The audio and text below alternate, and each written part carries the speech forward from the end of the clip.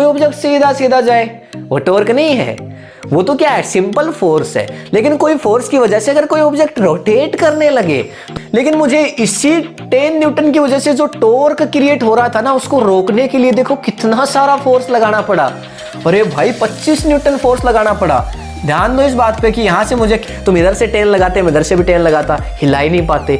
तो जब एंगल पे मिलेगा तब हम क्या करेंगे, ऐसे ही एंगुलर वेलोसिटी में हमने पढ़ा था। तो मुझे आर के डायरेक्शन में अपनी फिंगर रखनी है, एफ के डायरेक्शन में रोटेट करनी है, कर्ल करनी है, then thumb will represent the direction of torque. बच्चों हम पढ़ रहे थे हमारा क्लास 11 फिजिक्स का chapter number 7 system of particles and rotational motion. इस वीडियो के अंदर हम बात करेंगे टॉर्क के बारे में, या जिसको मोमेंट ऑफ फोर्स भी कहा जाता है। तो आपकी एनसीईआरटी के अंदर टॉपिक लिखा हुआ है मोमेंट ऑफ फोर्स और ब्रैकेट में लिखा है टॉर्क, उसी की आज हम बात करने जा रहे हैं। ये टॉर्क है क्या और कहां आपको देखने को मिलेगा। आपको पता है कि फैन रोटेट करता है, तो कहीं ना कहीं उसमें ऐसा फोर्स लग रहा है जो इसको रोटेट करवा रहा है। आपने अपने घर में दरवाजे को देखा होगा, दरवाजे का एक कॉर्नर है वो तो हिंज के पास फिक्स होता है, पर दूसरी जो साइड है उससे आप उसको रोटेट करवा लेते हैं दरवाजे को। ये भी एक एग्जाम्पल है। तो ऐसी बहुत सारी चीजें हैं जिनके अंदर जो आप फोर्स लगाते हैं उनकी वजह से चीजें सीधी डायरेक्शन में मोशन ना करके रोटेट करने लगती हैं। ऐसी जो मोशन हो रही है वो टॉर्क की वजह से हो रही है, ये बात आप ध्यान रखिए।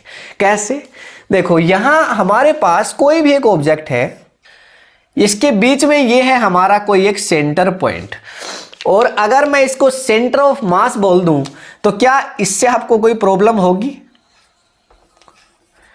सेंटर ऑफ मास, ये हमारा सेंटर ऑफ मास है, और सेंटर ऑफ मास तो आप जानते ही हैं, यानी जहां पे आपका ऑब्जेक्ट बैलेंस हो जाए। और नहीं पता है तो हमारी पूरी सीरीज है सेंटर ऑफ मास के लिए, आप देख सकते हैं।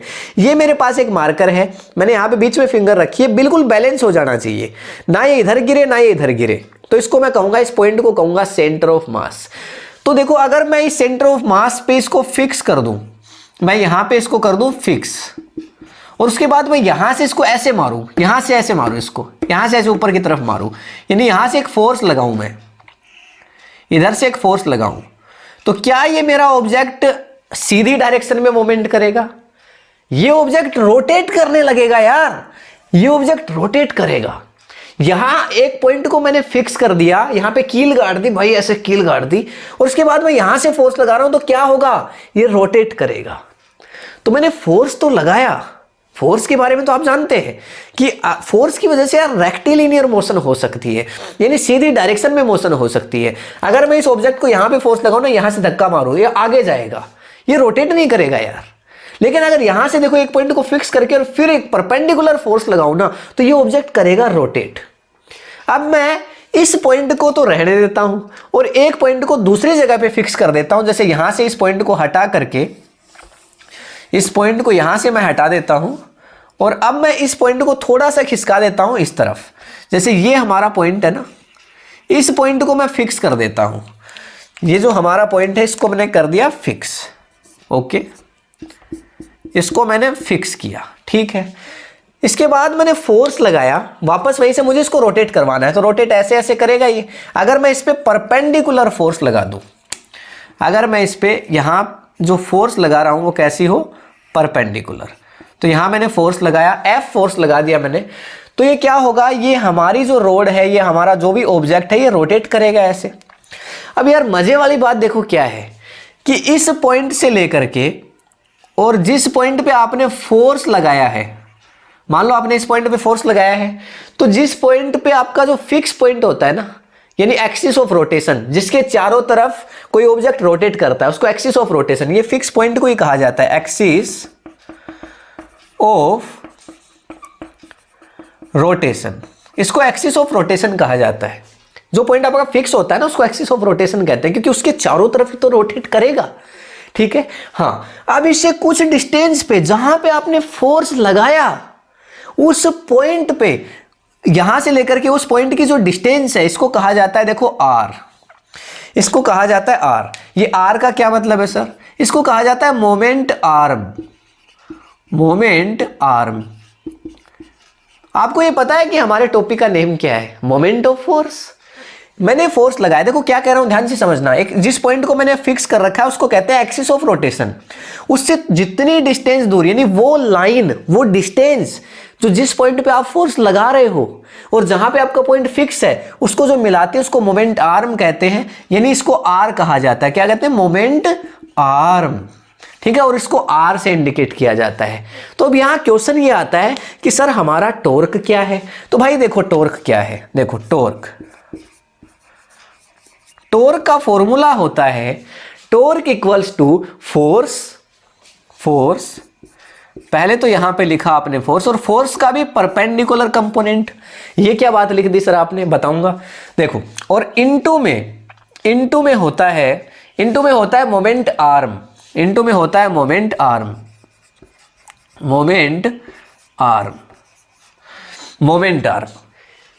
आर्म समझ गए? वो डिस्टेंस जहां पे आपका पॉइंट फिक्स है, जहां पे फोर्स लग रहा है, उनके बीच की जो डिस्टेंस है वो ही मोमेंट आर्म है।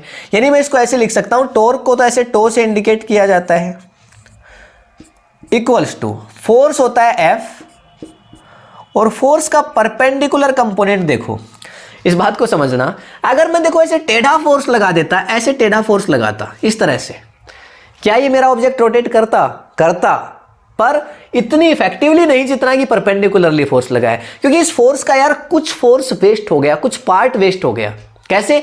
जब मैंने फोर्स लगाया तो कुछ फोर्स तो मेरा इस डायरेक्शन में चला गया, थोड़ा सा फोर्स इस डायरेक्शन में लग पाया, और उतने ही फोर्स से इसने रोटेट किया। यानी हमारा जो एक्स एक्सिस के अलोंग जो फोर्स लगता है वो रोटेशन नहीं करवा सकता। हमारे फोर्स का जो परपेंडिकुलर कंपोनेंट है उसी की वजह से ये रोटेट करेगा। ये बात आपको क्लियर हो जानी चाहिए भाई। जो हमारा फोर्स है ना, अगर तुम यहां फोर्स लगा दो ना तो कोई रोटेशन नहीं होगा, यहां फोर्स लगा दो इस पॉइंट में कोई रोटेशन नहीं होगा, यहां फोर्स लगा दो कोई रोटेशन नहीं होगा। फोर्स आपका लगना चाहिए कहां? बिल्कुल परपेंडिकुलर, तभी जाकर के कहीं रोटेशन होगा। ये बात आपको समझ में आनी चाहिए। तो इसलिए मैंने बोला फोर्स का परपेंडिकुलर कंपोनेंट और इनटू में आर। ये हमारा फॉर्मूला है टॉर्क का। क्या हो सर, एक क्वेश्चन कर लें तो छोटा सा। देखो, अगर मैंने आपसे कहा कि यहां जो मैंने फोर्स लगाया ना सर, वो 50 न्यूटन है, मैंने जो फोर्स लगाया वो 50 न्यूटन है, और ये जो डिस्टेंस आप देख पा रहे हो ना, ये जो डिस्टेंस है, यानी जहां पे मैं फोर्स लगा रहा हूं वहां से लेके डिस्टेंस मान लेते हैं 10 मीटर है। ये जो डिस्टेंस है वो कितनी है? 10 मीटर। यानी मेरे आर की वैल्यू 10 मीटर है। यानी जो मेरा फिक्स पॉइंट है उससे लेकर के जिस पॉइंट पे मैं फोर्स लगा रहा हूं ना, वो जो डिस्टेंस है वो कितनी दी हुई है? 10 मीटर दी हुई है। और मुझे कहता है कि आप टॉर्क निकालो, तो मैं क्या करूंगा भाई? टॉर्क इक्वल्स टू, मुझे पता ही है टॉर्क क्या होता है। देखो, टॉर्क इक्वल्स टू ये हो जाएगा फोर्स परपेंडिकुलर, और मेरा फोर्स परपेंडिकुलरली ही लग रहा है, तो ये हो जाएगा 50, और इनटू में हो जाएगा आर, यानी हो जाएगा 10, और इक्वल्स टू हमारे पास आ जाएगा 500। लेकिन सर इसकी यूनिट क्या लिखें? टॉर्क की एसआई यूनिट क्या होगी? तो देखो, यूनिट की अगर बात करें, टॉर्क की जो यूनिट है,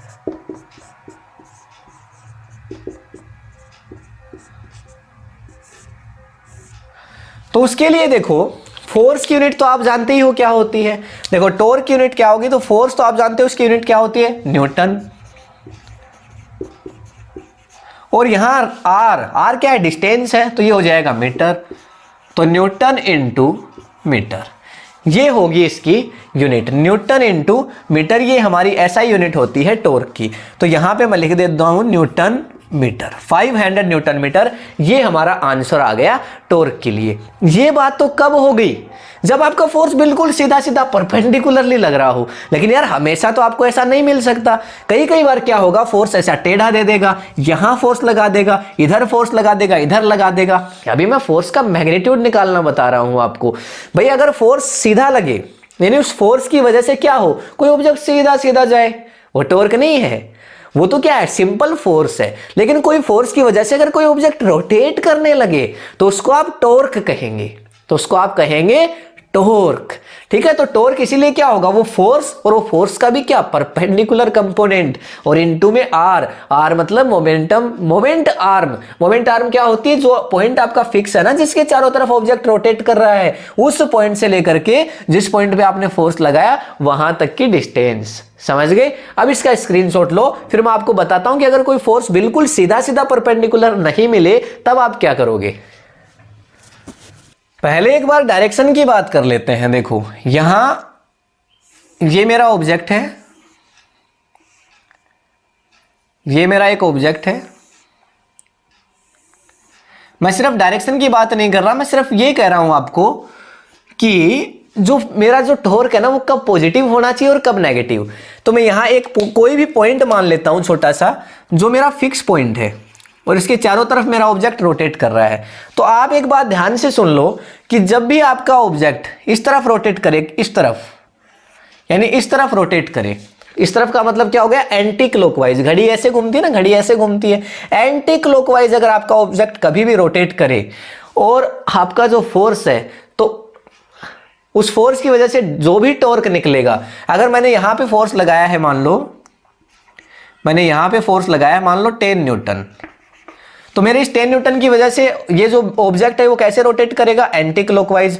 अगर ऐसा हो ना कभी, तो उसकी वजह से जो भी आपका टॉर्क होगा उसको हमेशा आप पॉजिटिव ले लेना, उसको हमेशा आप ले लेना पॉजिटिव। लेकिन अगर फोर्स आपने देखो इस डायरेक्शन में लगाया होता, ऐसे इधर लगाया होता आपने, मान लो 10 न्यूटन या 20 न्यूटन जितना भी लगाया होता, तो उसकी वजह से आपका ऑब्जेक्ट देखो क्लॉकवाइज डायरेक्शन में रोटेट करता, आपका ऑब्जेक्ट रोटेट करता क्लॉकवाइज डायरेक्शन में। बहुत गंदा हो गया यार। तो जब क्लॉकवाइज डायरेक्शन में ऑब्जेक्ट रोटेट करे किसी भी फोर्स की वजह से, तो मेरे इस फोर्स की वजह से जो टॉर्क निकलेगा ना, वो टॉर्क होगा, वो हमेशा होगा नेगेटिव। बस इतना सा ही पॉइंट है, इसमें कोई बहुत ज्यादा वो नहीं है कि आपका टॉर्क कब पॉजिटिव होगा और कब नेगेटिव। अगर मेरा फोर्स मैंने लगाया है और मुझे कोई कहता है कि भाई इस फोर्स की वजह से जो टॉर्क है ना तेरा, वो पॉजिटिव होगा कि नेगेटिव, बस मुझे इतना देखना है इसकी वजह से एंटी क्लॉकवाइज रोटेट हो रहा है या क्लॉकवाइज हो रहा है। एंटी क्लॉकवाइज हो रहा है तो पॉजिटिव होगा मेरा टॉर्क, और अगर क्लॉकवाइज हो रहा है तो इसका मतलब नेगेटिव होगा। बस इतनी सी बात है। टॉर्क का फॉर्मूला मैंने अभी लिख ही दिया था, टॉर्क का फॉर्मूला मैंने अभी लिखा था, फोर्स का परपेंडिकुलर कंपोनेंट और इनटू में हो जाता है आर। फोर्स का परपेंडिकुलर कंपोनेंट इनटू में आर, और आर क्या है, ये है मोमेंट आर्म, यानी जहां पे आपने फोर्स लगाया उस पॉइंट से लेके जो आपका फिक्स पॉइंट है वहां तक की डिस्टेंस। अब बात ये है, एक छोटा सा क्वेश्चन देता हूं सर आपको, एक छोटा सा क्वेश्चन। देखो मुझे नहीं पता यहां पे मैं कितना फोर्स लगा रहा हूं, सपोज दैट, और ये बात बहुत इंपॉर्टेंट है, ध्यान से सुनना। यहां पे मान लो F फोर्स लगा रहा हूं, देखो यहां मैंने 10 न्यूटन फोर्स लगाया है, और मान लेते हैं ये जो डिस्टेंस है ना जहां पे मैंने फोर्स लगाया है, वो डिस्टेंस कुछ भी मान लेते हैं, जैसे मान लो 5 मीटर है, वो डिस्टेंस है वो 5 मीटर है, यानी इस पॉइंट से लेकर के इस पॉइंट की जो डिस्टेंस है ना वो कितनी है, 5 मीटर। ये जो डिस्टेंस है वो 5 मीटर है, ऐसा मैंने मान लिया। अगर मुझे यहां से फोर्स लगाना पड़े और इस पॉइंट को थोड़ा सा बीच से थोड़ा साइड में खिसका देता हूं, देखो ताकि आपको थोड़ी दिक्कत ना आए, यहां दिक्कत ना आए, ठीक है, और इसको भी थोड़ा सा लेंदी कर देता हूं इस लाइन को, यानी आप देख पा रहे हो, देखो ये मेरा सेंटर है जिसके चारों तरफ मेरा ये ऑब्जेक्ट रोटेट करेगा, और जहां पे मेरा फोर्स लग रहा है उससे डिस्टेंस कितनी है, 5 मीटर। ठीक है, जिस पॉइंट पे मैं फोर्स लगा रहा हूं वहां से, लेकिन मेरा मोमेंट आर्म ये आर ही तो है। मैं चाहता हूं कि मेरा ऑब्जेक्ट रोटेट बिल्कुल भी ना करे, मैं ये फोर्स लगाता भी रहूं और मेरा ऑब्जेक्ट रोटेट भी ना करे, तो क्या करूं मैं, तो यहां से मुझे अपोजिट में सर एक फोर्स और लगाना पड़ेगा। भाई मैं चाह रहा हूं कि इधर से मैं फोर्स लगाऊं, मेरा जो गेट है ना उसको मैंने एक बीच में फिक्स कर दिया, पर मैं चाह रहा हूं मेरा गेट इधर बिल्कुल भी ना घूमे और मैं फोर्स लगाता भी रहूं, तो इसके लिए मुझे इस साइड से एक और फोर्स लगाना पड़ेगा। तो यहां एक मैं फोर्स लगाता हूं इधर, वो फोर्स कितना होगा, मैं आपसे ये जानना चाहता हूं कि जो ये मैं फोर्स लगाऊंगा इसको रोकने के लिए वो फोर्स कितना होगा। ये बात आप समझ पा रहे हो ना। यहां से मान लो मैंने इसको रोकने के लिए F फोर्स लगाया, तो इस F फोर्स की वैल्यू कितनी होगी, मैं ये जानना चाहता हूं। तो देखो अगर मेरा ऑब्जेक्ट बिल्कुल भी रोटेट कर ही नहीं रहा तो ऐसी सिचुएशन में मेरा टॉर्क तो जीरो हो गया। अगर ऑब्जेक्ट रोटेट ही नहीं कर रहा तो टॉर्क कैसा, भाई दोनों फोर्स लग जरूर रहे हैं पर रोटेशन हो ही नहीं रहा, तो टॉर्क, नेट टॉर्क तो इसकी वजह से भी टॉर्क है लेकिन अपोजिट डायरेक्शन में इसकी वजह से भी टॉर्क है, तो मेरा नेट टॉर्क क्या हो गया, जीरो हो गया। तो मैं यहां पे लिख सकता हूं नेट टॉर्क, देखो यहां लिखता हूं नेट टॉर्क, जो नेट टॉर्क है वो तो जीरो हो गया। जैसे ही हमारा नेट टॉर्क जीरो हुआ, मुझे एक बात समझ में आ जानी चाहिए कि मैं ये कह रहा हूं कि मेरे इन दोनों फोर्स की वजह से जो भी टॉर्क लगा वो जीरो के बराबर है, यही तो कहना चाहता हूं, यानी टॉर्क नेट। तो जो टॉर्क नेट है वो कितना होगा, नेट टॉर्क, एक तो इसकी वजह से टॉर्क लगा, टॉर्क का फॉर्मूला ये है, फोर्स का ये तो परपेंडिकुलर ही लग रहा है फोर्स तो पहले से, तो 10 इनटू में डिस्टेंस कितनी है, इनटू में देखो आर 5 मीटर है, 5 मीटर दी हुई है, ये 5 और प्लस यहां देखो टॉर्क और लग रहा है, यहां आप देख सकते हो टॉर्क और लग रहा है। यहां जो टॉर्क लग रहा है उसको पॉजिटिव लूं कि नेगेटिव लूं यार, इधर से देखो एंटी क्लॉकवाइज था तो मैंने पॉजिटिव ले लिया। अब मेरा जो टॉर्क इसकी वजह से होगा, नेट टॉर्क तो ऐसे निकालूंगा भाई, इन दोनों के टॉर्क को जोड़ दूंगा, तो अब जो मेरा टॉर्क आएगा इसकी वजह से मुझे नेगेटिव लेना पड़ेगा, और टॉर्क कितना है मुझे नहीं पता। अच्छा डिस्टेंस आपको बता देता हूं मैं, मान लो इसकी डिस्टेंस है ना, वो इससे जहां मैं फोर्स लगा रहा हूं उसकी डिस्टेंस मान लो 2 मीटर है, 2 मीटर है, ठीक है। तो यहां पे मैंने मान लिया -2 और इनटू में क्या होगा भाई, फोर्स, ठीक है। तो फोर्स मान लो F है और इनटू में 2, ये आ गया, ये मेरा नेट टॉर्क है। और मैं कह रहा हूं कि नेट टॉर्क तो जीरो है क्योंकि रोटेशन हुआ ही नहीं, तो नेट टॉर्क अगर जीरो है तो मैं इसको ऐसे लिख सकता हूं, देखो 10 × 5 यानी 50, तो टॉर्क इक्वल्स टू 50 और माइनस क्या हो गया 2F और इक्वल्स टू क्या हो गया 0। भाई ये टॉर्क तो मेरा जीरो है ना, इससे जो भी आएगा वो टॉर्क जीरो होगा, तो ये उधर जाएगा तो माइनस का, तो यहां से मैं ये भी लिख सकता हूं कि फोर्स इक्वल्स टू, देखो 2/50 ऐसा हो जाएगा ना, देखो ये 50 उधर जाएगा, ठीक है, एक ही बात है। तो F equals to 50 divided by 2, तो इसका मतलब फोर्स कितना होगा 25 न्यूटन। बात क्लियर हुई? ये बात अभी आपको समझ में नहीं आई है, पर मैं आप जो पॉइंट बोलने जा रहा हूं उससे देखो कितनी अच्छे से आपको ये बात समझ में आएगी। यहां आप दिमाग लगाना, जब यार मैंने यहां से फोर्स लगाया था तो 10 न्यूटन था, लेकिन मुझे इसी 10 न्यूटन की वजह से जो टॉर्क क्रिएट हो रहा था ना, उसको रोकने के लिए देखो कितना सारा फोर्स लगाना पड़ा। अरे भाई 25 न्यूटन फोर्स लगाना पड़ा। ध्यान दो इस बात पे कि यहां से मुझे कितना फोर्स लगाना पड़ा, 25 न्यूटन। 10 न्यूटन के टॉर्क को रोकने के लिए 25 न्यूटन फोर्स। कमाल हो गया यार, ये कैसे? उधर से मैंने 10 न्यूटन लगाया था, इधर से भी 10 न्यूटन लगा देता, रुक जाता। नहीं सर, ऐसा नहीं हो सकता। क्यों नहीं हो सकता भाई? क्योंकि देखो यार, ये जो मेरा फिक्स पॉइंट था ना, इस फिक्स पॉइंट से उधर 5 मीटर डिस्टेंस और इधर केवल 2 ही मीटर डिस्टेंस है। अगर ये बीच में होता ना, बीच में पॉइंट, इधर भी 2.5 मीटर, इधर भी 2.5 मीटर, तुम इधर से 10 लगाते, मैं इधर से भी 10 लगाता, हिला ही नहीं पाते। लेकिन भाई जैसे जैसे डिस्टेंस बढ़ती है, थोड़ा सा फोर्स भी बहुत टॉर्क क्रिएट करता है। ये बात ध्यान में रख लो भाई, जितना जैसे जैसे सेंटर पॉइंट से, जैसे जैसे फिक्स पॉइंट से डिस्टेंस बढ़ती जाती है ना, थोड़ा सा फोर्स लगाओगे ना तो बड़ा टॉर्क क्रिएट होगा। दरवाजे को मान लो, आपको पता है आपके घर में दरवाजा एक जगह पे फिक्स होता है, और वो जो फिक्स दरवाजा है ना, उसके लास्ट में देखो वो हैंडल लगाया जाता है। क्यों? क्योंकि अगर शुरू में हैंडल लगा देंगे ना, बिल्कुल जैसे जो फिक्स पॉइंट है उसके पास एक हैंडल लगेगा, दरवाजा मूव करने के लिए तुम्हें बड़ा ज्यादा फोर्स लगाना पड़ेगा। लेकिन अगर दरवाजा जो हैंडल बड़ा दूर लगाया तो थोड़ा सा फोर्स लगाते ही दरवाजा बड़े अच्छे से मूवमेंट करेगा। यानी सेम फोर्स, आप चाहते हो ना कि भाई मैं इतना ही फोर्स लगाऊं, थोड़ा सा फोर्स लेकिन टॉर्क ज्यादा हो, तो आप हमेशा ये करना, फिक्स पॉइंट से बहुत ज्यादा डिस्टेंस पे फोर्स लगाना, बहुत टॉर्क क्रिएट हो जाएगा।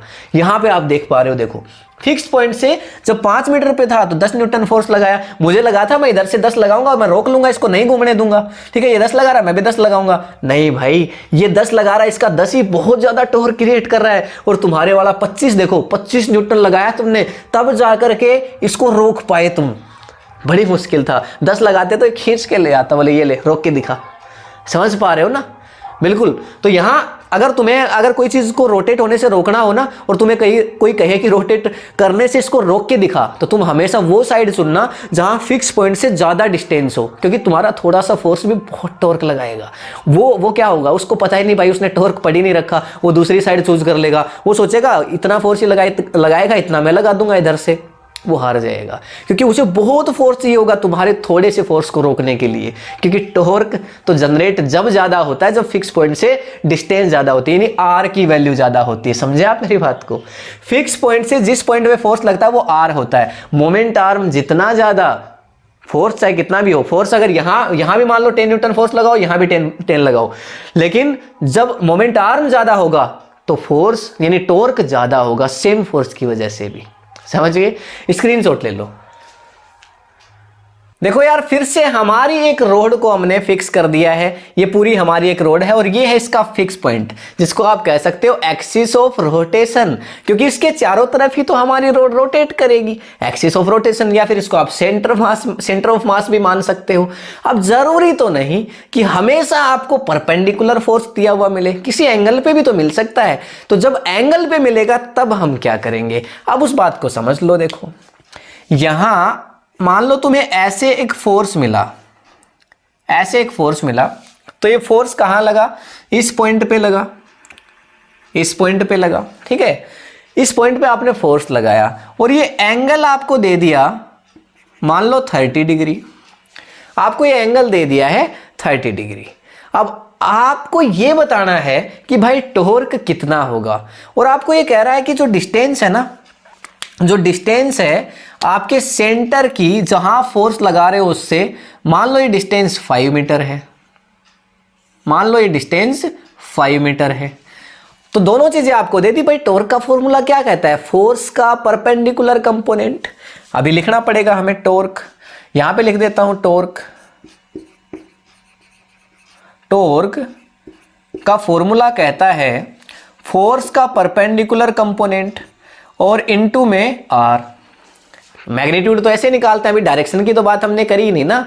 देखो अब यार मेरे सामने प्रॉब्लम ये आ रही है कि ये परपेंडिकुलरली ऐसा होता ना सीधा सीधा, तब तो मैं क्या करता, फोर्स को रख देता और ये आर की वैल्यू को रख देता। इस बार यार ये एंगल का चक्कर आ गया, अब मैं क्या करूं। तो यार निकाल लो इसका परपेंडिकुलर कंपोनेंट। इसके लिए देखो यार दो रास्ते होते हैं, या तो तुम वेक्टर्स को टेल टू टेल मिला दो, टेल टू टेल, या तो तुम वेक्टर्स को टेल टू टेल मिला दो, या फिर तुम मिला दो head to head, head to head. ये दो रास्ते हैं भाई तुम्हारे पास, दोनों में से जो तुम्हें अच्छा लगे करो। या तो तुम वेक्टर्स को टेल टू टेल मिला दो, या फिर तुम वेक्टर्स को हेड टू हेड मिला दो। सर ये बात कुछ समझ में नहीं आई, ये आप क्या कहना चाहते हो? देखो मैं क्या कहना चाह रहा हूं, मैं इस वेक्टर को उठा के सीधा आगे रख दूंगा, या फिर मैं इस वेक्टर को उठा के यहां रख दूंगा सीधा। देखो अगर मैं इस वेक्टर को यहां पे शिफ्ट कर दूं तो ये मेरा वेक्टर हो गया। मैंने फोर्स लगाया था मान लो 50 न्यूटन का, ये मेरा जो फोर्स था ना वो कितना था, 50 न्यूटन का। मैंने उसको उठा के वहां रख दिया ऐसे का ऐसे 50 न्यूटन। क्या ऐसा कर सकते हैं? मैंने वेक्टर्स वाले चैप्टर में पढ़ा रखा है भाई, वेक्टर्स की पैरेलल शिफ्टिंग भी पॉसिबल है। आप आगे भी बढ़ा सकते हो, पीछे कर सकते हो, जहां मर्जी ले जा सकते हो। तो मैंने इसको उठा करके यहां पे कर दिया। अब यार आप एक चीज देखो, यहां ये जो एंगल है, यहां ये जो एंगल है, अगर ये वाला एंगल देखो, मैं एक बार इसको रफ कर रहा हूं ताकि आपको थोड़ी सी कहानी यार मैं क्लियर कर दूं। इसको मैं रफ कर रहा हूं, आपको बाकी पता है ये 5 मीटर है। देखो अगर मुझे ये वाला एंगल पता है कि ये वाला एंगल 30 है, तो क्या ये वाला एंगल भी 30 नहीं होगा? क्या ये वाला एंगल भी 30 नहीं होगा? भाई अगर ये वाला एंगल 30 है, देखो ये यही तो चीज थी भाई। वो मेरी रोड इतनी बड़ी है इसलिए मैं इसको आगे तक नहीं ले जा पाया, लेकिन एक्चुअल में तो यही तो था, एक्चुअल में यही तो था, ऐसे तो फोर्स लग रहा था हमारा। अगर मेरा ये वाला एंगल 30 है तो क्या ये वाला एंगल 30 नहीं होगा? मैंने बस क्या किया, इस वेक्टर को उठा के वहां पे रख दिया, इससे ज्यादा तो कुछ नहीं किया, और एंगल ये भी कितना आ जाएगा, 30 आ जाएगा। अब यार मेरे लिए बहुत आसान है, मैं बाकी जितनी भी सारी चीजें हैं इनको हटा देता हूं यहां से। देखो क्योंकि मेरा वेक्टर है वो मुझे मिल चुका है। अब मेरा आर है वो तो इस तरफ है, आर है वो तो इस तरफ है। मैंने फोर्स तो इस पॉइंट पे लगाया था ना, ये मुझे याद रखना है, मुझे भूलना नहीं है। 5 मीटर पे लगाया था मैंने फोर्स, ये 5 मीटर पे मैंने फोर्स लगाया था। लेकिन यार मेरे इस फोर्स के भी तो दो कंपोनेंट होंगे, एक तो एक्स कंपोनेंट और एक वाई कंपोनेंट। ये कैसे बोल सकते हो आप? भाई इसके दो कंपोनेंट होंगे, एक तो एक्स कंपोनेंट जो इसी डायरेक्शन में होगा एक्स एक्सिस की तरफ, ये मेरा फोर्स का कंपोनेंट है, और ये हो जाएगा एफ कोस थीटा। जिधर एंगल होता है उधर कोस थीटा आता है। और जो ऊपर की तरफ मेरा कंपोनेंट होगा वो क्या होगा? F sine theta. यार थीटा की वैल्यू तो मेरे पास है 30 डिग्री, तो मैं इसको क्यों ना सीधे ही लिख दूं एफ कोस 30, और इसको भी लिख देता हूं एफ साइन 30। जो ऊपर वाला कंपोनेंट ये मेरे इसी फोर्स के, भाई इस फोर्स की बात कर रहा हूं मैं, इसके दो कंपोनेंट, एक एक्स कंपोनेंट एक वाई कंपोनेंट, और ये हो जाएगा F sine 30, F sine 30 degree. मुझे क्या चाहिए था? फोर्स का परपेंडिकुलर कंपोनेंट। क्या आ गया? आ गया क्या? देखो जरा यार, इधर ये वाला जो कंपोनेंट है इसकी वजह से तो मुझे मतलब ही नहीं है, क्योंकि मेरा रोटेशन इसकी वजह से तो हो ही नहीं रहा। एक्स कंपोनेंट इससे इधर तो मैं कितना ही फोर्स लगा लूं, मेरी रोड तो रोटेट करने से रही। तो ये वाला जो पॉइंट है ना, इसके चारों तरफ रोटेट तो केवल कौन करवा सकता है? परपेंडिकुलर वाला कंपोनेंट। और जो परपेंडिकुलर वाला कंपोनेंट है वो तो ये है एफ साइन 30। और मेरा फोर्स कितना था? 50 न्यूटन। तो मैं यहां इसको लिख दूं 50 साइन 30। क्या लिख दूं? 50 साइन 30, 50 साइन 30। अब यार फॉर्मूला में रख दो ला करके, देखो टॉर्क इक्वल्स टू क्या हो गया? फोर्स का परपेंडिकुलर कंपोनेंट ये है 50, ऊपर की तरफ बस यही लग रहा है, तो इसी की वजह से होगा जो होगा। 50 साइन 30, तो 50 और इंटू में साइन 30 होता है 1/2, साइन 30 की वैल्यू होती है 1/2, और इंटू में आर, ये जो आर्म थी मेरी इसको भूलनी नहीं है, 5 मीटर, ये मैंने इसको रख दिया। जो हमारी मोमेंट आर्म थी उसका भी हमने यूज लिया। आपको लगा होगा सर तो उसको भूल गए हैं, नहीं भाई सब याद रखते हैं। इधर देखो ये टॉर्क इक्वल्स टू कितना हो गया? तो यहां आ जाएगा 25, 25 को 5 से करोगे 125, तो 125 न्यूटन इंटू मीटर। ये है हमारा टॉर्क और ये है हमारा आंसर। अगर आपको किसी एंगल पे फोर्स मिल जाए तो आपको क्या करना है? उस एंगल को उठा के सीधा आपको ले आना है फिक्स पॉइंट पे, यानी एक्सिस ऑफ रोटेशन से मिला दो उसको। उठा करके कहां ले आओ? एक्सिस ऑफ रोटेशन पे ले आओ। एक और क्वेश्चन करके दिखाऊंगा, बिल्कुल टेंशन मत लो। इस तरह से अगर आप, भाई हो सकता है यार फोर्स कैसे भी मिल सकता है, जब परपेंडिकुलर मिले सब सीधा उठा के रख दो, लेकिन जब परपेंडिकुलर नहीं मिले तो उसका परपेंडिकुलर कंपोनेंट निकालो और उसके बाद लाके उसको यहां रखो, तब जाके आंसर आएगा। तो इसका स्क्रीनशॉट लो एक बार और फिर से देखो, ऐसे ही क्वेश्चन को करते हैं। और यहां देखो जो बात बताई थी ना टेल टू टेल या हेड टू हेड, ये मैं अभी आपको क्लियर करूंगा, देखना एक बार। तो बच्चों ये है हमारी फिर से एक रोड और ये है इसका सेंटर ऑफ मास, जहां पे इस पॉइंट पे हमने इसको फिक्स कर दिया है और ये ऐसे रोटेट कर रही है, रोटेशनल मोशन में ये है अभी फिलहाल। अब देखो इस पे जो फोर्स लग रहा है वो मान लो यहां से लग रहा है कुछ ऐसे,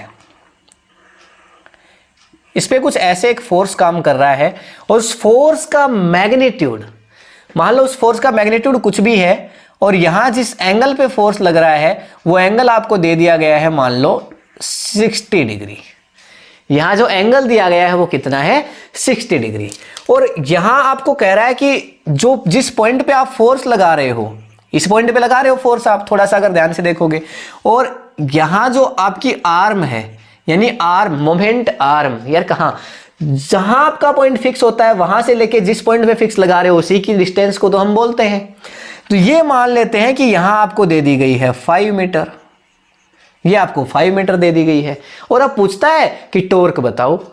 आप क्या करो? टॉर्क बताओ भाई। आपको ये दे दिया, आपको फोर्स मान लो दे दिया 100 न्यूटन, 100 न्यूटन आपको फोर्स दे दिया और फिर बोलता है कि टॉर्क बताओ। तो देखो यार मैंने आपको दो रास्ते बताए थे, पहला है टेल टू टेल, पहला है टेल टू टेल और दूसरा है हेड टू हेड। इन दोनों में से किसी का भी यूज करो। तो देखो यार मेरा जो पोजीशन वेक्टर है वो तो इस तरफ है, यानी मुझे किस तरफ चलना पड़ रहा है, मुझे किस तरफ चलना पड़ रहा है? देखो मुझे इस तरफ चलना पड़ रहा है भाई, जिस पॉइंट पे फोर्स लग रहा है वो मेरा इस तरफ है, तो ये मेरा एक वेक्टर हो गया। तो या तो मैं इन दोनों वेक्टर्स का हेड मिला दूं, इस वेक्टर के हेड को हेड से मिला दूं, इस वेक्टर के हेड को हेड से मिला दूं, समझ पा रहे हो? और या फिर मैं इनकी टेल से टेल यानी इसको ला करके इसको आगे बढ़ा करके इनकी पैरेलल शिफ्टिंग पॉसिबल होती है। देखो मैं इसको यहां से आगे बढ़ा करके और यहां पे कर दूं फोर्स को, तो ये मेरा फोर्स है। कितना फोर्स था सर? 100 न्यूटन का था। ये हमारा 100 न्यूटन का फोर्स लग रहा है। अब मुझे देखो ये एंगल चाहिए होगा कि नहीं होगा? यार चाहिए होगा ये एंगल। तो वहां पे एंगल कितना बन रहा था आपको थोड़ा सा देखो याद दिलाता हूं। जब यहां पे आपने ऐसे फोर्स लगाया था तो यहां पे आपको कह रहा था कि 60 डिग्री एंगल है। ये एंगल तो आप बड़ी आसानी से निकाल ही पाओगे क्योंकि आपने कुछ नहीं किया, आपने इसको बस आगे शिफ्ट किया है। आपने इस टेल को इसकी टेल से मिला दिया है। आप चाहो तो हेड से हेड भी रख सकते थे, इसमें भी कोई दिक्कत नहीं थी।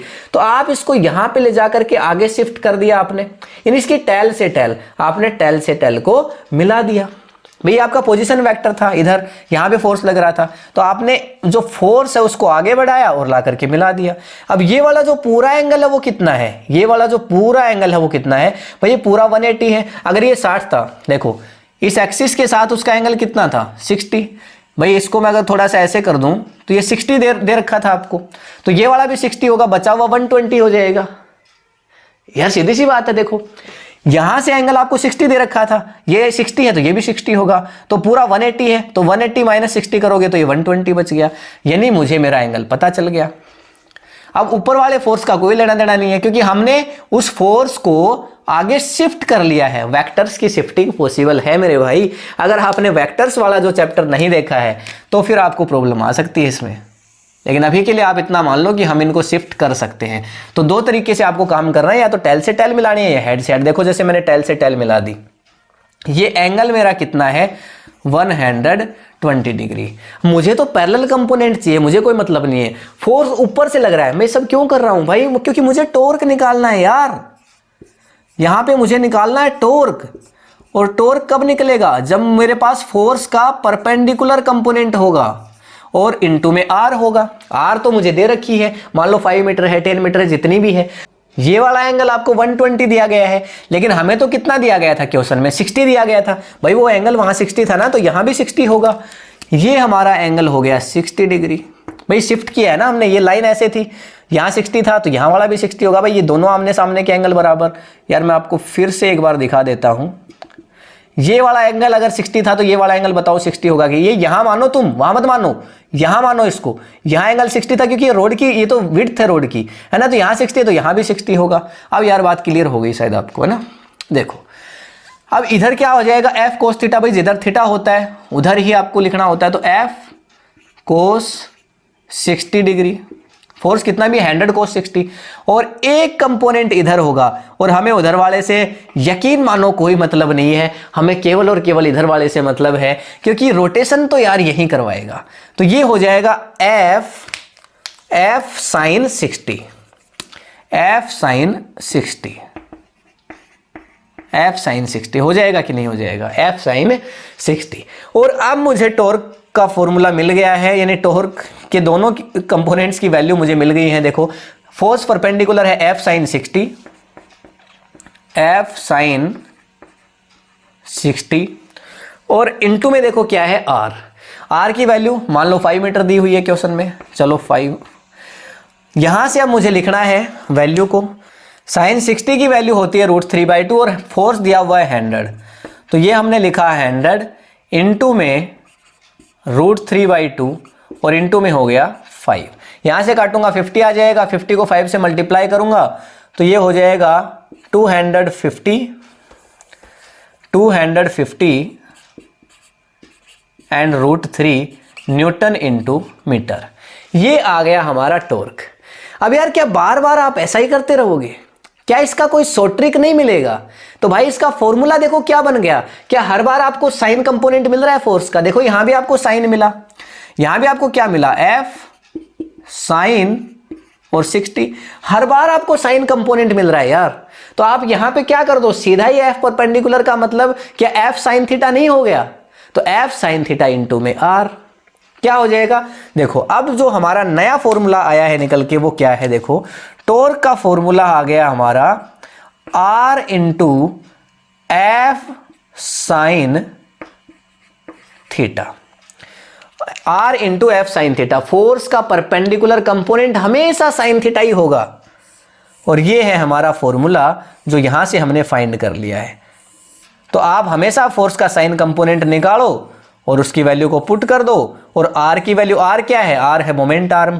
देखो मैं फिर से लिख देता हूं, आर की वैल्यू क्या है, आर ये मोमेंट आर्म होगा, मोमेंट आर्म।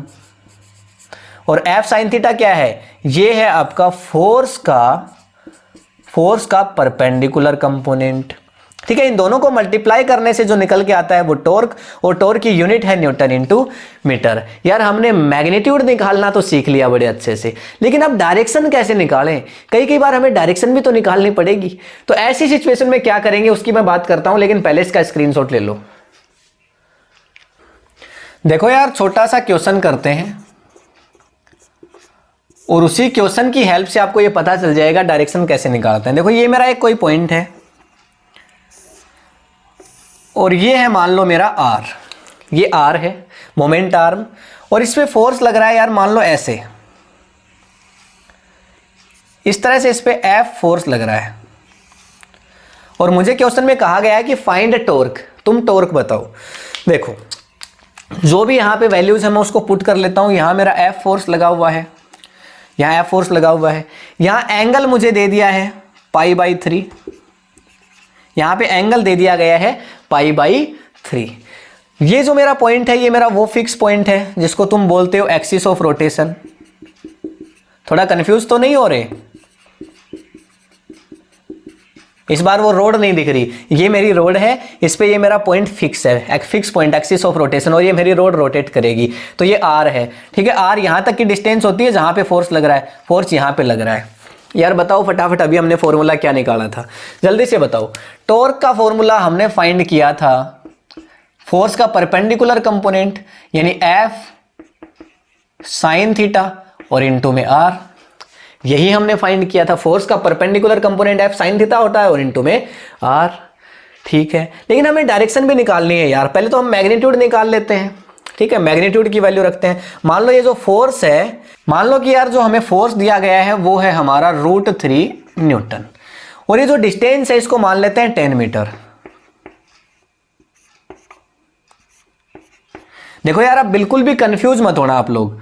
देखो यहां से ये मेरा फिक्स पॉइंट है, फिक्स पॉइंट से लेकर के जहां मैं फोर्स लगा रहा हूं उसकी डिस्टेंस आर, ये मोमेंट आर्म हो गई, आर हो गई। ये मेरी रोड है जो रोटेट करने लग रही है, ऐसे रोटेट कर रही है, यहां पे मैं फोर्स लगा रहा हूं। इस फोर्स का मुझे कौन सा कंपोनेंट चाहिए, एफ साइन थीटा, यानी फोर्स का परपेंडिकुलर कंपोनेंट चाहिए। तो यार इसको लगा देते हैं फॉर्मूला को, ठीक है। तो देखो टॉर्क इक्वल्स टू क्या हो जाएगा, यहां से टॉर्क इक्वल्स टू आ गया, फोर्स कितना है भाई, फोर्स है √3, तो √3 साइन थीटा यानी साइन π/3, तो साइन π/3 की वैल्यू कितनी होती है भाई, साइन π/3 इसकी वैल्यू कितनी होती है, ये होती है √3/2, √3/2 ये वैल्यू होती है। और इनटू में आर है हमारा 10 मीटर, तो ये 10 मीटर है, ठीक है। इसको दोबारा लिख देता हूं भाई देखो √3/2 इंटू में 10, तो √3 और √3 क्या हो जाएंगे 3, और 3 इंटू 30 ये हो जाएगा 10, और यहां आ जाएगा जो टॉर्क की वैल्यू आ जाएगी, कितनी आ जाएगी, टॉर्क इक्वल्स टू आ जाएगा 15 न्यूटन इंटू मीटर। ये तो हमारा आ गया है देखो टॉर्क। अब यार देखो इस बार आपको वो कंपोनेंट निकालना नहीं पड़ा, इधर कंपोनेंट इधर, क्योंकि आपको पता चल गया सीधा फॉर्मूला होता है, आपने थीटा की वैल्यू रखी, ला करके थीटा को रख दिया, क्लियर बात। हाँ अब डायरेक्शन कैसे निकालें, तो यहां से देखो यार टॉर्क का एक फॉर्मूला हमें और पता चल गया है। मैं अगर चाहूं, देखो A.B क्या होता है यार, A.B AB कोस थीटा होता है, A क्रॉस B क्या होता है यार, AB साइन थीटा होता है। भाई ये होता है कि नहीं होता, देखो A cross B, A vector cross B vector, ये होता है मेरे पास A वेक्टर या फिर AB साइन थीटा, ऐसा ही तो होता है।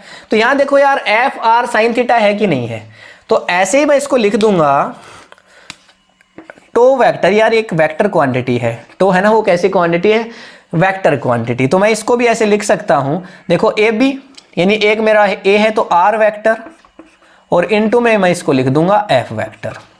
R vector into F vector, A B sine theta, A into B, A B sine theta, F sine theta यानी एफ आर साइन थीटा, तो ये आर इंटू एफ, तो उसी से मैंने लिखा। तो ये मेरे पास जो फॉर्मूला आया है यार, अब ये मुझे बताएगा डायरेक्शन। अब मुझे डायरेक्शन और चाहिए यार, मेरे पास मैग्नीट्यूड तो आ गया है टॉर्क का, लेकिन कोई मेरे से कह रहा है कि भाई तू डायरेक्शन और बता, मैग्नीट्यूड से काम नहीं चलेगा। तो इसके लिए मैं यूज करूंगा राइट हैंड थंब रूल का। क्या कहता है ये, देखो सिंपल है, बिल्कुल सिंपल। आपकी फिंगर्स को वहां करो, कहां, जहां पे आपका जो आर है उसकी डायरेक्शन हो, मोमेंट आर की डायरेक्शन हो, आर वेक्टर की डायरेक्शन हो। आर की डायरेक्शन तो भाई मेरी ये रही, यही तो है आर वेक्टर, इसी डायरेक्शन में है मेरा आर वेक्टर। भाई मुझे पॉइंट से इधर तो जाना पड़ रहा है, यही तो है आर वेक्टर। तो ये मैंने अंगुलियों को रख दिया, ये मैंने फिंगर्स को रख दिया। फिर ये बोलता है भाई तुम अपने थंब को ऐसे ऊपर रख लो और फिर अपनी फिंगर्स को उधर रोटेट करो फोर्स की डायरेक्शन में। भाई ये रहा मेरा एफ वेक्टर। तो मुझे मेरी फिंगर्स को रेडियस यानी जो आर है, सॉरी रेडियस नहीं, आर यानी मोमेंट आर्म की डायरेक्शन से ऐसे रोटेट करना, R vector to F vector, मुझे ऐसे जाना है, R vector to F vector. तो मेरा यार जो थंब है ना, मेरा थंब वो बताएगा डायरेक्शन ऑफ टॉर्क। ऐसे ही एंगुलर वेलोसिटी में हमने पढ़ा था। तो मुझे आर की डायरेक्शन में अपनी फिंगर रखनी है, एफ की डायरेक्शन में रोटेट करनी है, कर्ल करनी है, then thumb will represent the direction of torque. ये मेरा एक प्लेन है, ये मेरा आर है, ये एफ है। टॉर्क ऊपर की तरफ हो गया कि नहीं हो गया, टॉर्क अपवार्ड हो गया कि नहीं हो गया, यानी जेड एक्सिस में हो गया। भाई एक्स एक्सिस, ये मेरी एक्स एक्सिस है, इसके लिए आई कैप लिखते हैं, अरे याद करो। वाई एक्सिस के लिए जे कैप लिखते हैं, तो जेड एक्सिस के लिए क्या लिख देंगे, के कैप इधर। तो मैं यहां पे लिख दूंगा, जो मेरा आंसर आया वो पता है क्या आया, टॉर्क का आंसर आया देखो 15 के कैप न्यूटन इंटू मीटर। ये मेरा आंसर आया, ये के कैप है डायरेक्शन। देख लो, आप ही देख लो भाई, आर के डायरेक्शन में आपने फिंगर्स को किया और ऐसे आपने रोटेट कर दिया। जब आपने ऐसे रोटेट किया तो बाहर की तरफ थंब आया, आउटवर्ड्स बाहर की तरफ आया। तो इसका मतलब बाहर की तरफ जेड एक्सिस होती है। भाई जेड एक्सिस यही तो होती है, जेड एक्सिस यही तो होती है, एक्स एक्सिस फिर वाई एक्सिस और फिर जेड एक्सिस, जेड एक्सिस यही तो होती है। तो जेड एक्सिस के लिए क्या लिखते हैं, के कैप। ये हो गया के कैप, तो हमने डायरेक्शन भी बता दी। अगर ये फोर्स मेरा उधर से ऐसे लग रहा होता तब मैं क्या करता, ऐसे कर्ल करता, यानी देखो फोर्स किधर लग रहा था, फोर्स उल्टा नीचे की तरफ अगर लग रहा होता तो ये थंब उधर चला जाता। फिर देखो ऐसे रोटेशन होता, अगर फोर्स ऊपर से ऐसे लगता तो रोटेशन फिर ऐसे होता, तो थंब अंदर की तरफ जाता, तो यहाँ आ जाता -15 के कैप, ऐसे मेरी डायरेक्शन आ जाती। तो देखो यार कितना सिंपल था मैग्नीट्यूड और डायरेक्शन को निकालना, और आप ऐसे ही टॉर्क से डरते हुए घूम रहे हो। बताओ मुझे आसान था कि नहीं था। ये देखो मैंने डायरेक्शन भी निकाल ली और साथ में हमारा मैग्नीट्यूड भी आ गया। तो मैग्नीट्यूड निकालना है, कोई बात नहीं, ये फॉर्मूला लगाओ यार, tau equals to F sine theta. Theta यहाँ क्वेश्चन में π/3 दिया हुआ था इसलिए मैंने लिख दिया। तो साइन थीटा अब और इंटू में आर, डायरेक्शन निकालनी है, ये लगाओ यार, tau equals to R into F. R की तरफ फिंगर्स को रखो और एफ की तरफ उनको कर्ल्ड कर दो, तो thumb will represent the direction of torque. तो थंब तुम्हें डायरेक्शन बता देगा। भाई डायरेक्शन या तो अपवर्ड यानी के पॉजिटिव के कैप में होगी या नेगेटिव के कैप में होगी। इधर पॉजिटिव के कैप है तो उधर नेगेटिव के कैप है, इधर पॉजिटिव एक्स एक्सिस इधर नेगेटिव एक्स एक्सिस, उधर पॉजिटिव वाई एक्सिस नीचे की तरफ नेगेटिव वाई एक्सिस, तो इधर पॉजिटिव के कैप और उधर नेगेटिव के कैप। ये तो हो सकता है, ये हमने रखा। एक और क्वेश्चन कर लेते हैं जिससे आपके मतलब मन को तसल्ली हो जाएगी थोड़ा सा वो क्वेश्चन करने के बाद, भाई कि हमें टॉर्क आ गया है। इसका स्क्रीनशॉट लो। देखो भाई ये है आपका question, find the torque about origin O. डरना मत, बहुत आसान है। देखो यहां पे ये आपका ओरिजिन है, ठीक है, इसको मान लेते हैं ओ, ये आपका ओरिजिन है। फिर आपसे कहता है कि find the torque about origin O. Origin O से आपको टॉर्क निकालना है, मतलब ये वो पॉइंट है जो फिक्स है, ये एक्सिस ऑफ रोटेशन है मेरे भाई।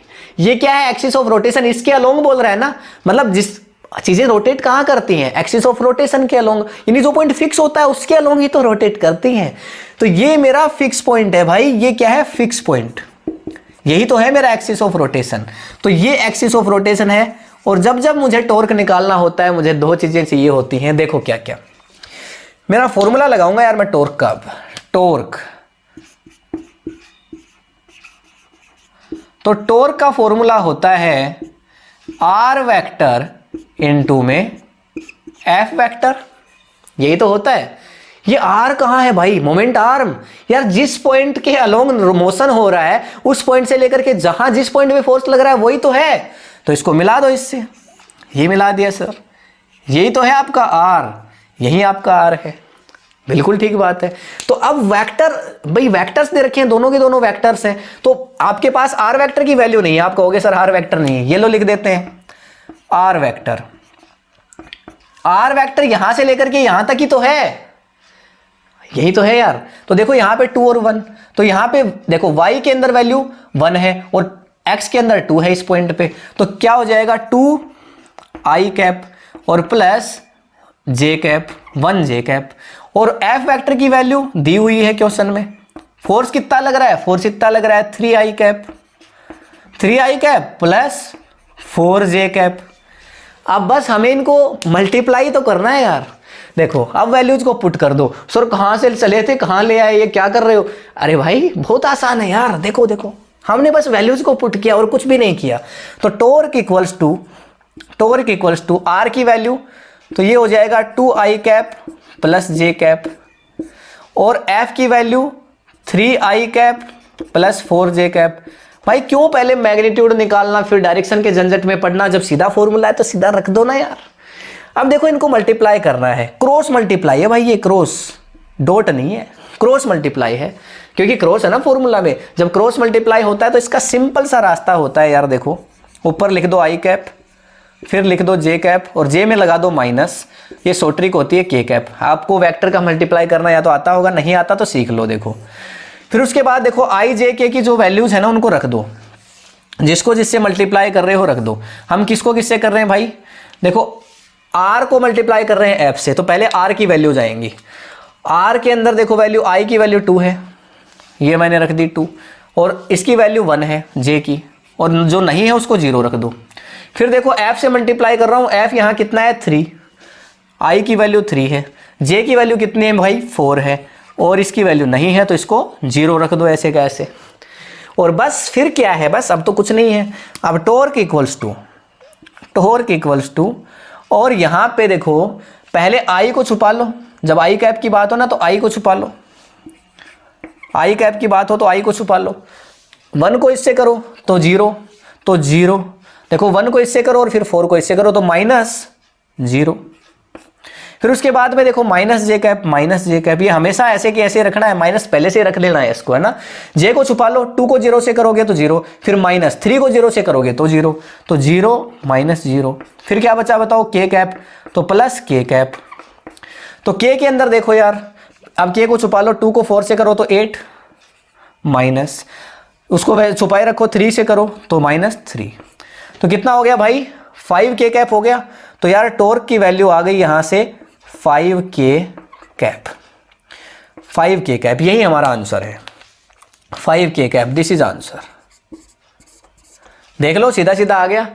अगर तुम वैसे करना चाहते हो कि सर हम तो मैग्नीट्यूड से करेंगे, तो पहले वेक्टर का मैग्नीट्यूड निकालो, इससे मैग्नीट्यूड तो निकालना आता ही होगा, और उसके बाद इसका मैग्नीट्यूड निकालो और उसको रख दो f इंटू आर, ये आ जाएगी वैल्यू 5, और फिर direction right hand thumb rule से निकाल लेना। पर जब दिया है तो इतना झंझट क्यों करना यार। ठीक है, तो ये था क्वेश्चन, स्क्रीनशॉट लो। तो ये था गाइस हमारा वीडियो, जिसमें हमने बहुत ही सिंपलेस्ट वे के अंदर समझ लिया है कि हमारा टॉर्क क्या है, उसका मैग्नीट्यूड कैसे निकालें, उसकी डायरेक्शन कैसे निकालें और क्वेश्चंस कैसे करें। अगर ये वीडियो आपको इंटरेस्टिंग लगा, इन्फॉर्मेटिव लगा, तो यार इसे अपने फ्रेंड्स के साथ शेयर कर दो। देखो यार कितने सारे वीडियोस अपलोड किए, सब्सक्राइबर बहुत कम है, थोड़ा सा सपोर्ट करो यार। और हम मिलेंगे आपसे इसकी नेक्स्ट वीडियो के अंदर एंगुलर मोमेंटम के साथ। तो मिलते हैं नेक्स्ट वीडियो में, तब तक के लिए जय हिंद, जय भारत।